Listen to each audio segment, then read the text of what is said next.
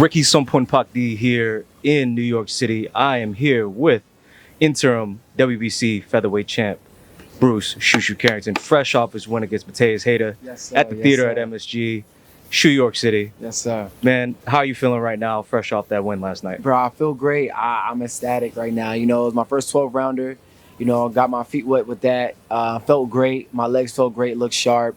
You know, I felt like I was really just showing like different shades of my game. And, you know, a lot of people, they're so used to me going in there and, you know, being that Brownsville bully and everything, you know, which is cool. But I got a lot of different shades of my game, man. You know, I box as well as, you know, I got good defense, got a good jab, and, you know, pick my time when I'm going to, like, go in there and mix them up. But, you know, I just want to show that, you know, I bring a lot of different shades to my game, and I felt like I really showed that a lot last night. Yeah, we saw that last night. You're being super technical. It was very tactical. I mean, Heita was no pushovers. It was his first fight in the States, but he was very awkward, and it was hard to time him, I could tell, watching it from ringside. But how would you grade your performance, and how would you rate his power? My performance, I got to watch it. I haven't watched it, but from fresh off my mind, I'm a little hard critical of myself. I say I give myself like a 7.5 maybe even. Like, I mean, I'll give or take. There's just a couple of things that like I let slip through that I shouldn't have let slip through. That, you know, some things I gotta work on, get back to the drawing board. Rating his power, he was pretty strong. I feel like, you know, those Africans, they have like this like real thick bone density to the point to where it's like even when they hit you, you could feel the weight behind their punches, even if they're not throwing a punch like correctly. And even when I'm hitting on his body, like my punches low-key was bouncing off his shoulders from time to time because his body was just like real sturdy. But, you know, that's why I was just picking my shots here and there, not really trying to go for the knockout. There's a few times I buzzed him, you know what I'm saying? And, you know, I would pick the pace up a little bit, but his recovery would just snap back so fast. You could tell that man was in shape. And also he had that undefeated mentality. He wasn't going to lay down. He came to fight. He came to win. And so I just, you know, got, you know, the smooth, easy victory. Yeah, man. I mean, it was a clear decision for you. I think one judge gave you all 12 rounds. The other two gave you 11 out of 12. But how did it feel for your body, man, going the first 12 rounds? What perspective did you gain from going through your first 12 rounds? I ain't gonna lie, bro. I feel sore, bro. The first 12 rounds, and I barely got hit. You know what I'm saying? So, like, I know that.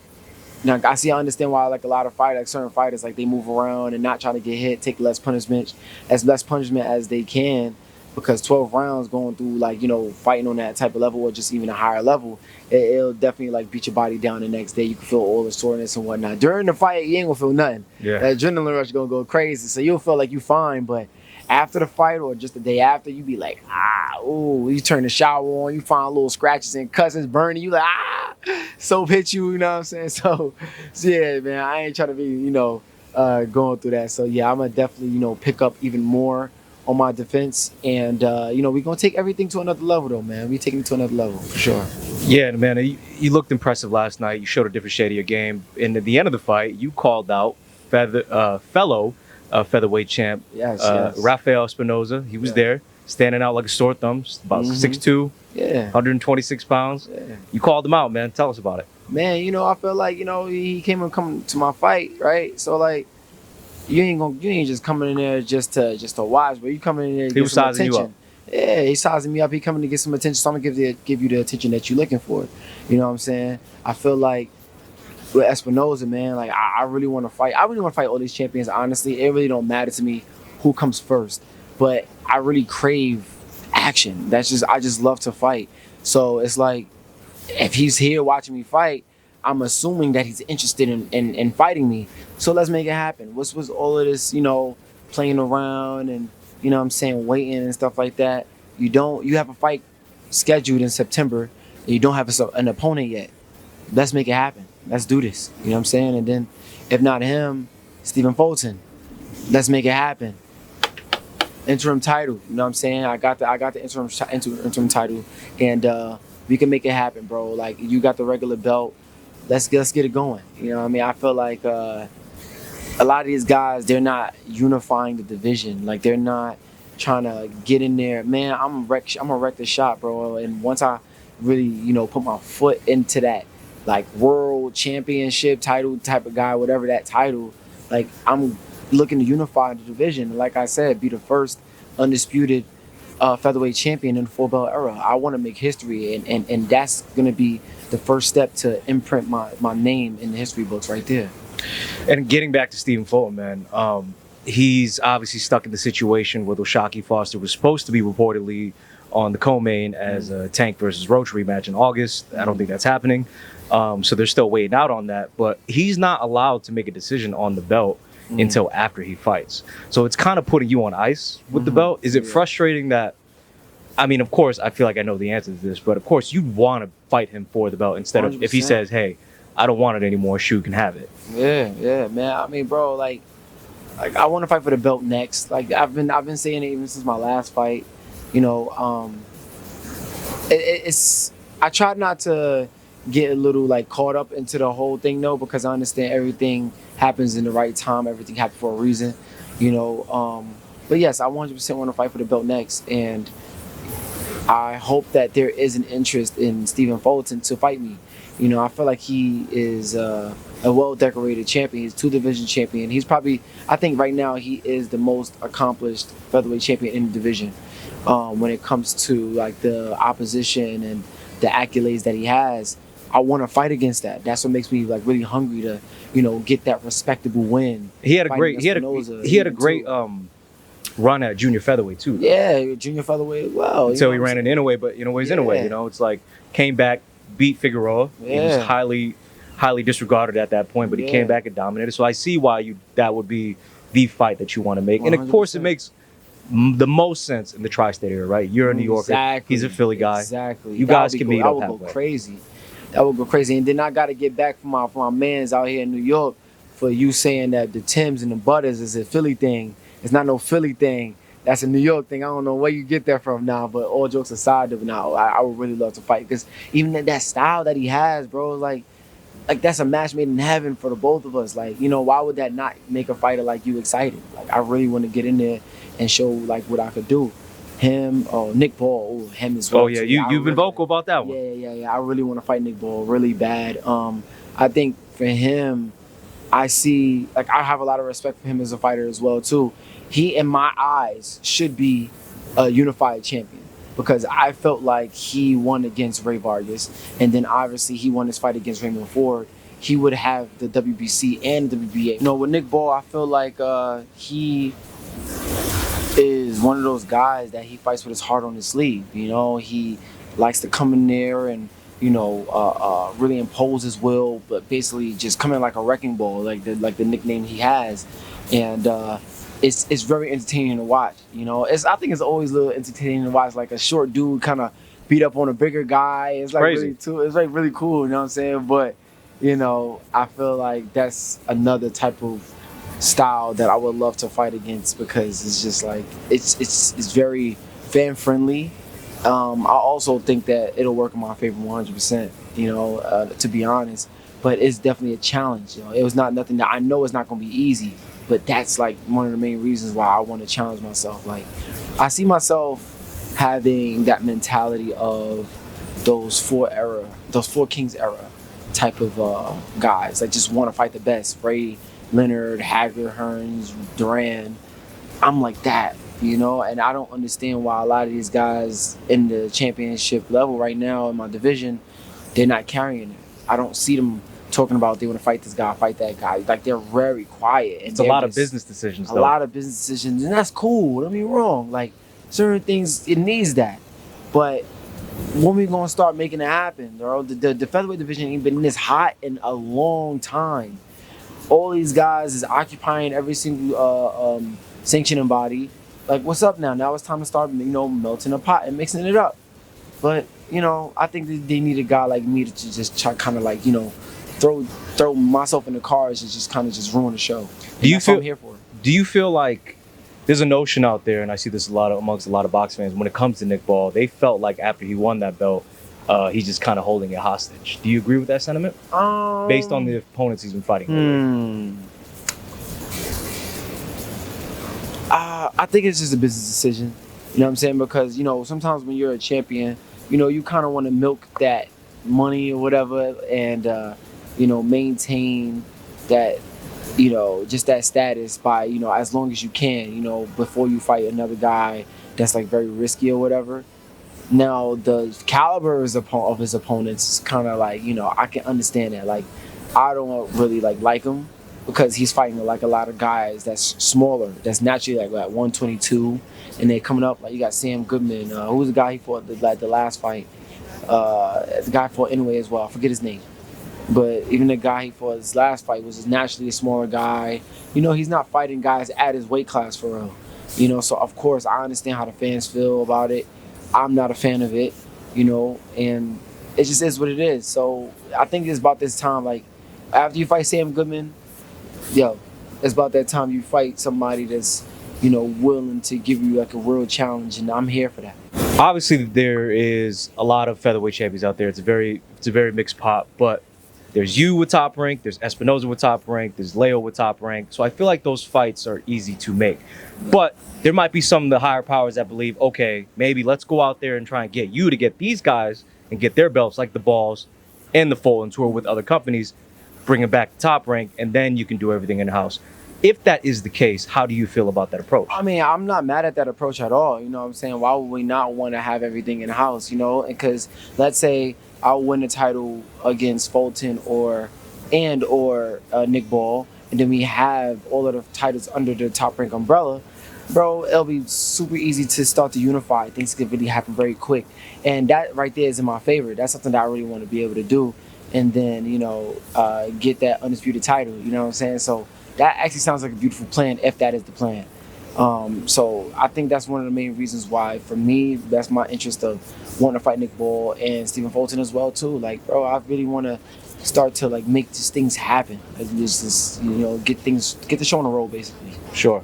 I mean, man, it was a hell of a card last night. Your guy, Xander Zayas, won his first world title against Jorge Garcia. Yes, super proud of him. Super proud of him, bro. Like, I just think about all of the times we shared the card together out here in New York City. And, we always put on the show, and we dominate, we come back with the dubs, and we kind of just basically, like, grew together, bro. Like, you know what I'm saying? Like, even the last year, just, experiencing the whole Puerto Rican Day parade type joint together. Like, we've bonded in different things together throughout our career, and we're here at the basically like at the championship level now together. And I'm just so proud of him, bro. Like, it was a really tough fight he had, man. I ain't even gonna lie, that was a really tough fight, but he came out and controlled the pace of the whole fight, majority of it. And I feel like, he was very deserving, bro. He deserved to be a champion. I'm super proud of him. Yeah, and I think he could say the same about you, man. I mean, like I said, I've seen you guys grow. I've seen you guys come up on the cards together, do the photo shoots together with Top Rank's Mikey Williams. So there's a lot of love there, I could tell, between you guys. There was also on the card, Emiliano Vargas just came up and just stole the show. Bro, hold on. Emiliano, bro. Let me warm up in the back first, please. Dang, bro. 42 seconds first round. I couldn't even really warm up in the backstage, bro. He got me tight. I was mad. I'm like, dang, you can't do nothing about that, though. Emiliano, bro, he's a beast, bro. Like, that pullback right hand was tough. Landed dude right on the chin. I feel like, dude, he just felt that shot. He did not want to get back up. Emiliano's a real threat, and I feel like he's going to be growing. He's going to grow into a real tough competitor, man, against anybody. He's just explosive, and he got that joint from his pops. It's in his blood, and I can't wait to see what's next for him. And obviously, last night that was the last time Top Rank was on ESPN. You as a fighter, man. Like, obviously, Top Rank, they're not going anywhere. They just got to find a new home and everything. Yeah. But you were built on the ESPN platform. Your first fight was on an ESPN Plus, / Fox pay-per-view with Fury Wilder 3. But your whole profile was built on mainstream sports television in America. What's your thoughts about the future on that, man? Man, it's really like bittersweet. You know what I'm saying? It's really sad in a way because it's like, like you mentioned, my whole career has been, with ESPN, and being with Top Rank. And I feel like at this moment, there's a lot of questions being raised, but I also feel like I'm pretty secure when it comes to Top Rank at this moment because Top Rank has been so relevant even back when Muhammad Ali was fighting, and then they know how to adapt and stand through the test of time, whether there's, just different interest of audiences, and they know how to adjust to it. Or if it's a pandemic, they put out like the most amount of fights inside their bubble. They was even bringing in big fights, exciting fights. For example, Loma and Teofimo Lopez. They produced a lot of fighters to become like household names during that time. Like Jared Anderson built his name in that bubble. Elvis Rodriguez, Edgar Berlanga, just the names that I can just go on with it. And so I feel very secure with Top Rank. I feel like they know what they're gonna do. It's not something that they're that's new to them, and so I feel like things are gonna go smoothly. Speaking of Top Rank, I want to talk about some of the other fighters that are on the stable, some of the more notable names. I want to get your thoughts on these fights. Obviously you got Abdullah Mason, man, young phenom, young lightweight superstar fighting for his first world title against Sam Noakes. What's your thoughts on Abdullah, man? Abdullah, I'm a big fan of Abdullah. I ain't gonna lie to you. It's not just about his style, the way he fights. Well, granted, I'm a big fan of that as well too. But it's the way, it's the way he carries himself outside of the ring. The way it's the way his dad, has built their foundation with his sons, and like they all just walk as a team, and they carry themselves very classy, but they maintain that respect. Like they know pushover, like you can't just be talking crazy, because like you could tell they could just handle themselves, but they're just very classy people. But that boy is a beast in the ring. Like he is so talented physically for like his age. It's just beautiful to see. I was just talking to him last night, just giving him his flowers, bro. Just how the way he handles, just himself, and how he carries himself, and what he does in the ring. And like I be taking little things from him, watching him sometimes, just little notes, and his balance, and the way he creates torque on his punches. I'm a super fan of Abdullah Mason, and his future is bright, and I really feel like he's gonna do what he needs to do when he comes to fight Sam Noakes. And you like his chances to win that fight? Yes, definitely, 100%. By what? 100% by stoppage. Okay. Yeah, I can definitely see him by stoppage, bro. He's just too explosive. And then looking across the card, you got Brian Norman and Devin Haney. Dev's first fight at 47. Yeah. Brian Norman is on a hot streak right now. Yeah. What are your thoughts on that fight? I think, my opinion, truly, and this is no disrespect to Brian Norman, the winner of the fight all depends on how Devin Haney approaches the fight.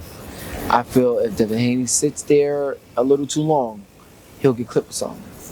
If he exchanges, he'll get clipped with something. But if he moves in his feet, something around like what he did in his last fight, but not as much, obviously. Nobody wants to really, I don't think he needs to do that. But if he's on his feet being smart, I think that is the approach that he needs to take to fight Brian Norman. And if Devin Haney fights like that, then I think Devin Haney will win the fight. And what do you think about David Benavidez going up against Anthony Yard? I feel like it's going to be a fun fight, man. Anthony Yard he's always going brings with Anthony Yard. Yeah, that'll be a great fight. I'm really liking, David Benavidez, the way he's going up and taking these challenges, bro. He's fighting Anthony Yard. I love Anthony Yard's style. He's naturally bigger. I do think that the way how Benavidez fights, though, the fight is definitely going in his favor. I like his skill set, and I think his defense is so underrated. Like the way he slips punches and catches certain punches and throws his 4s and 5s and his counters is really great. His speed is not talked about enough, in my opinion. I love his pressure. I do think that sometimes he might get a little overexcited at times, because there was a time when he fought David Morrell, he got caught with a shot. Yep. When he got caught coming in, and he was in having a little rally. So that right there is something that I would say he needs to watch out for. But if he is on his P's and Q's, I think he should do well. It's going to be a competitive fight, though. It's going to be definitely a competitive fight. It's going to be one hell of a card on November 22nd. Yes. And then moving backwards a little bit, there's obviously the mega fight that we're all talking about. The whole world is talking about, casuals, boxing sickos. You have Canelo Alvarez, Terrence Crawford in Las Vegas. Man, what are your thoughts? How do you see that fight going? Did you think that fight was going to happen? As a boxing fan, as a guy who's, works with Crawford, is close to Crawford. At first, like for a time, I didn't, right? But then I'm also thinking about after Crawford fought Errol Spence, in my mind, I'm like, what is he going to do now? They were talking about Spence fighting Canelo at one point. Yeah, at one point they were talking about that, but at that point I'm just like, dang, what is Bud gonna do now? Because I remember he was entertaining a fight with Jamel Charlo as well, but then the Canelo fight, I'm like, oh, okay, that's something. But then I start to like kind of do my homework, and I realized, okay, no, Bud actually really does have a chance here, and a real good chance. Not like, oh, maybe if this and that happens. Like, no, like Bud has a chance to make that fight like a clear victory. You know what I'm saying? I feel like he has a skill set to, make Canelo a bit frustrated with his feet movement. He has the reach. He has the counter-punching ability, the speed, the IQ to maintain like his dominance in the fight. But I also feel like with Canelo Alvarez, his power, his experience, the way he cuts off the ring. Actually, his foot speed has slowed down in his recent fights. Like there was a time when he was doing well cutting off the ring, but now he's been pretty lazy with his feet. I don't know if it's age. I don't know if it's I don't know what it is. If it's just him just getting like tired just through all of the time he's been fighting, but yeah, I think the foot speed is not there for Canelo right now. But the power is there, the IQ is there. The durability, his chin, like we've seen it all with Canelo. I feel like he has more than enough to do, what it takes to get Crawford, and put him down. Because there's this one specific thing that I've noticed. I think in the last fight with Crawford and Madrimov hit Crawford with a lot of straight right hand. Mm-hmm. Like he'll wait for Crawford to kind of throw a pawing or measuring jab, and he'll duck and just throw that right hand and counter. And that's the same exact shot that Canelo dropped Austin Trout with. The same exact shot. Canelo is good with that. He has good reflexes. Crawford has to watch out for that. So who are you picking? Oh, I'm going Crawford all the way. Don't get it twisted. I'm going Crawford all the way, baby. But it's going to be a great fight. It's going to be a fight for the ages, and I really do think it's going to be one for the history books. Crawford is daring to be great, jumping up 2 weight classes. Whether he wins or lose, you got to get that man his respect. You know what I'm saying? 2-time undisputed champ, for the first 2-time undisputed champion. He's one of the greats in my book. So whether he wins or lose, the fact that he takes this, opportunity to fight a guy like Canelo Alvarez, the face of boxing, he's the man. So obviously one of your closest friends, man, you grew up with him in the Brooklyn gym, Richardson Hitchens, man. He's making a name for himself at 140. He's the IBF champ. Yeah. He was at your fight last night, man. He was screaming. Right. He was screaming and shouting your name. Right. But he also has some real Mateus problems. They ran into each other. I don't know who pressed who, but what are your thoughts on the potential fight there? Man, I feel like with Richardson's style, he can definitely hang with Mateus. I feel like right now he's definitely building a certain level of confidence as well too, and really honing in on his skills, and his IQ's always been there, bro. He has one of the nastiest jabs in the division. I feel like with his movement and just his IQ, him being so smart, I feel like he can definitely hang with Mateus for sure. But him as a fighter, just overall, I feel like he'll be a problem for anybody in that division. And he's been making a real mark to where now it's he can't be denied or ignored. People are starting to really take notice of his skill set, and it's about damn time. I ain't even gonna lie to you, because I've been seeing it, for years at this point, and I've been saying he's been one of the most underrated and not talked about fighters in the division for a long time, and now he's finally starting to get his just due, finally getting his respect. He just demolished Kambosos, and I don't feel like anybody has really put on a performance against Kambosos like that.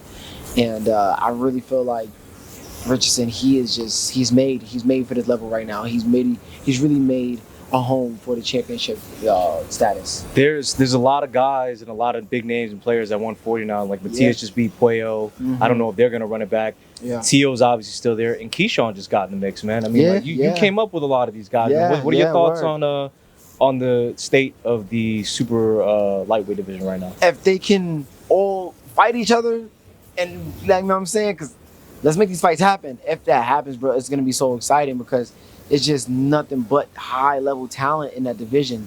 even if it's not just talent, it's like a lot of guys that has like, exceptional physical ability. I feel like, Teofimo, he is one of those guys that has that, physical abilities. But I feel like if he runs up against a guy like Richardson Hitchens, he'll run into some problems for real. I think that Richardson, he does well against a guy like Teofimo Lopez. Keyshawn Davis, him getting into the mix now, bro. Like that right there is like very exciting. He has little beef with Richardson. He has beef with Teo. His style, I feel like he's very well-rounded fighter. He could get in a mix with anybody. It's funny how like a lot of people are trying to like write him off all because of this controversy he's had outside of the ring, whatever. That's so stupid. Like he's still the fighter he was even before all of that. Like that's just ridiculous. Like he's still a big dog, and I feel like he's alive. He's a live wire in that division, man. And he's just made the 140 division even that much more interesting. Who else? You mentioned Mateus, Subriel Mateus. I feel like he definitely is back on the market now because I feel like if he was to lose against Puello, then people would have tried to start like not talking about him as much. But now he's getting back into that he's looking like he's back to that Terminator type approach and that style, that image of himself, which is very interesting because I like him. I like the fact that his style is very dangerous, and it creates a certain level of danger and excitement for the fans to watch to see how these other champions going to be able to deal with him. And yeah, bro, 140 is looking real nice. Yeah, no, I mean, right now boxing just booming. Right now, there's a lot of big fights. 140, featherweight division is hot. The lightweight division is hot. You can go all around and just see that there's a lot of big fights to be made, man. Shu, I really appreciate the time, man. This was great. Thank you. Congratulations again, and I'm really hoping that you get your title shot soon. Thank you. I appreciate it. I hope so too. Shu Shu Show, baby. You already know, man. Tuning up.